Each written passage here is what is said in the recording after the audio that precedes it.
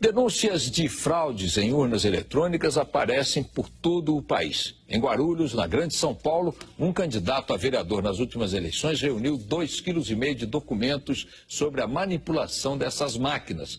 Especialistas dizem que o sistema eleitoral brasileiro não é seguro. Não importa quem vota em quem, se a maneira de contar os votos não é confiável. Guarulhos, na Grande São Paulo, é o segundo maior colégio eleitoral do estado.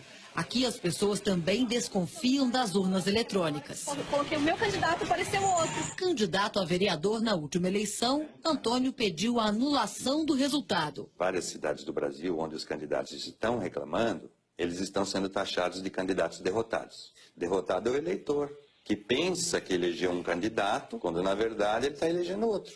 Derrotado é a democracia.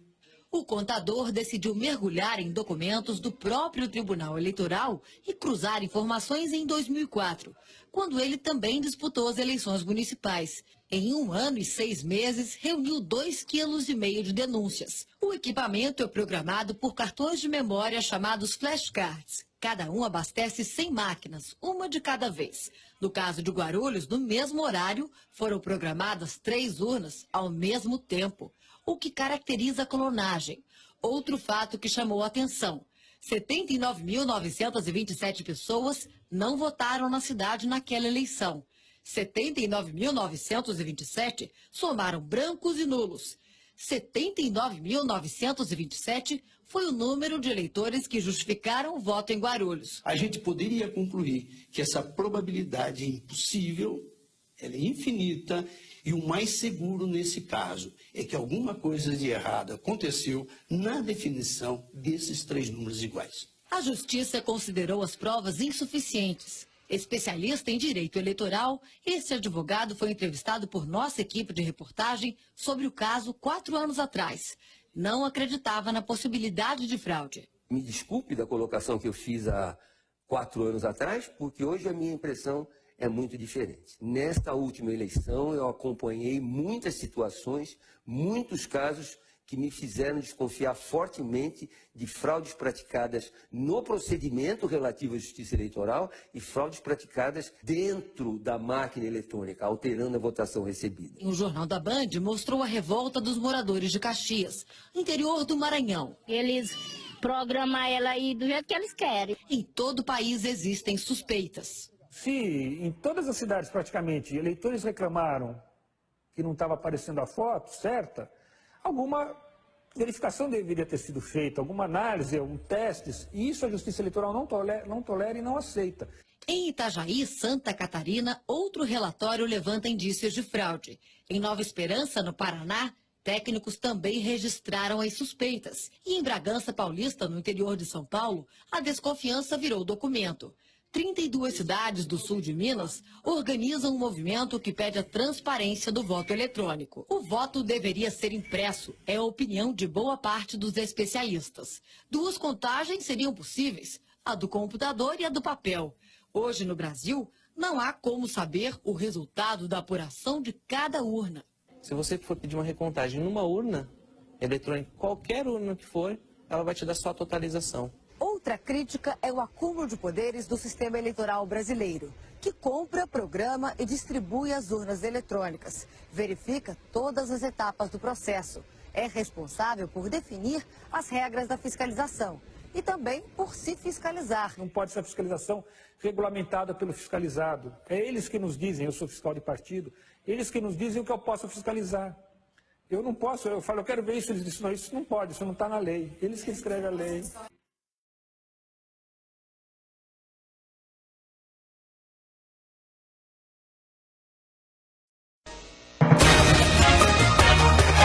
Exclusivo, a Polícia Federal abriu inquérito para apurar suspeita de fraude nas eleições de Caxias, no interior do Maranhão. Relatórios mostram que urnas eletrônicas foram violadas, mesmo depois de lacradas. Um vereador não teve o próprio voto computado. Especialistas que analisaram os relatórios afirmam que o sistema eleitoral brasileiro não é seguro. Eu votei, apareceu a cara do vereador, mas da candidata não apareceu.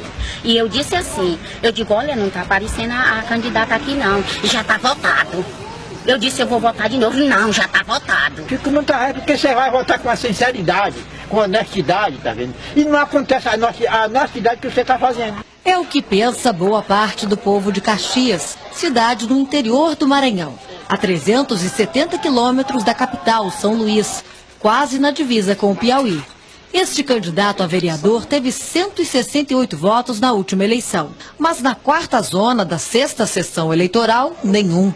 Curioso é que ele vota lá. O senhor tem certeza que não errou o número? Com certeza. Marcilene foi fiscal voluntária em uma sessão eleitoral. Muitas vezes eu falava, pois se não compareceu a foto, você não pode confirmar.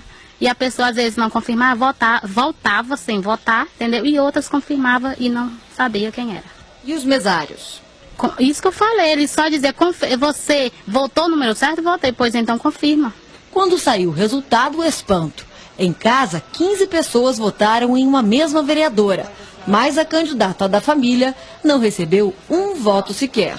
Eu daqui votou tudinho, não sei aonde foi.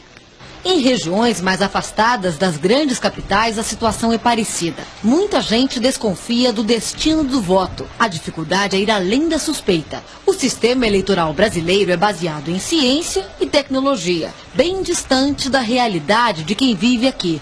Nestas casas, no interior do Maranhão, não há saneamento básico e a vista é a terra batida e um lixão. Modernas urnas eletrônicas são capazes de transformar o que se enxerga na tela em outra coisa. É o que afirma quem entende de tecnologia e informática. É possível você querer votar no candidato e a urna registrar que você votou em outro. Basta que arquivos programados para isso sejam colocados na urna eletrônica. Estes irmãos descobriram indícios de fraude nas eleições de Caxias. Um é analista e administrador de sistemas. O outro, programador, especialista em segurança da informação. Com permissão judicial, checaram urnas de 10 sessões eleitorais. Em um relatório, concluíram que houve manipulação dos equipamentos. A caixa preta dessa urna, ela revelou que elas foram ligadas antes da eleição em um ato totalmente estranho. Um exemplo, a cerimônia de lacre de um lote de urnas aconteceu em 26 de setembro. Em 3 de outubro, alguém mexeu nas máquinas, como mostra o documento. Para isso, seria preciso autorização do juiz, registrada em cartório, em ata. Não, no dia 3 eu não tô, porque aqui na pasta não tem. Dos 12 vereadores escolhidos em outubro, 11 são ligados ao atual prefeito da cidade, agora reeleito.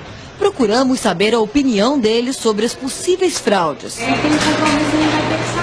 Esta é a lista de códigos digitais de uma urna no dia 15 de setembro. 10 dias após as eleições, os arquivos eram outros. Se houver algum programa externo da Justiça Eleitoral, certamente está caracterizada a violação. Pedimos para 2 especialistas de São Paulo analisarem os papéis e os relatórios. Alexandre Hashimoto é mestre em Sistemas Integrados, Microeletrônica e em Tecnologia pela Universidade de São Paulo. O programa foi totalmente alterado antes das pessoas votarem. Amilcar Brunazzo é engenheiro formado pela USP, especializado em segurança de dados. Desde 2000 investiga o comportamento de urnas eletrônicas. A hora que tem programa lá dentro que ninguém sabe de onde veio, eu não sei o que o programa faz. Ele pode fazer qualquer coisa, pode desviar voto, pode identificar voto, pode fazer o que quiser. Já o secretário de Informática do Tribunal Regional Eleitoral do Maranhão desvia do assunto. Formalmente esse processo chegou aqui ontem. Walter recebeu uma cópia do relatório faz 2 semanas. Tive que fazer uma auditoria para ver. Eu recebi a incumbência da presidência que me encaminhou o relatório, eu tenho que devolver para ela. Marcamos a entrevista com a presidente do TRE, mas ela não nos atendeu. No dia seguinte, fomos ouvi-la novamente. A senhora não quer falar? A Polícia Federal já instaurou o inquérito. As urnas serão remetidas ao CETEC, que é a nossa perícia técnica, são peritos oficiais. Constatando a violação, a Polícia Federal, então, tentará determinar a autoria. Os que supostamente tenham violado essa urna serão indiciados. Com relação à anulação das eleições, isso caberá ao Ministério Público Eleitoral e à Justiça Eleitoral. O presidente do TSE não quis dar entrevista. Por intermédio da assessoria de imprensa, justificou. Disse que não recebeu nenhuma denúncia de partido político, juiz, promotor ou advogado. e que nem mesmo foi comunicado sobre suspeitas de fraude por qualquer tribunal regional eleitoral. O secretário de Tecnologia da Informação do TSE aceitou conversar. Ele conhece o caso. A urna é inviolável? A urna, ela, pelos dispositivos de segurança que são implementados no processo, torna a fraude totalmente inviável. Se não for um erro do eleitor, o que pode ser? Nós não trabalhamos com outra hipótese. Se você fosse mal intencionado, o que você poderia fazer em 15 segundos com cada urna? Poderia me eleger presidente do Brasil. Que a reportagem da Band mostra que a urna pode ser manipulada e permitir grandes distorções no resultado eleitoral. O presidente do TSE, ministro Aires Brito, que sempre aparece na imprensa dando declarações as mais variadas, surpreendentemente desta vez não quis falar sobre o assunto de sua alçada. O Jornal da Band termina aqui, fica agora com a novela Água na Boca. Outras notícias logo mais no Jornal da Noite, amanhã às 7 horas no primeiro jornal. Uma ótima noite para você. Boa noite.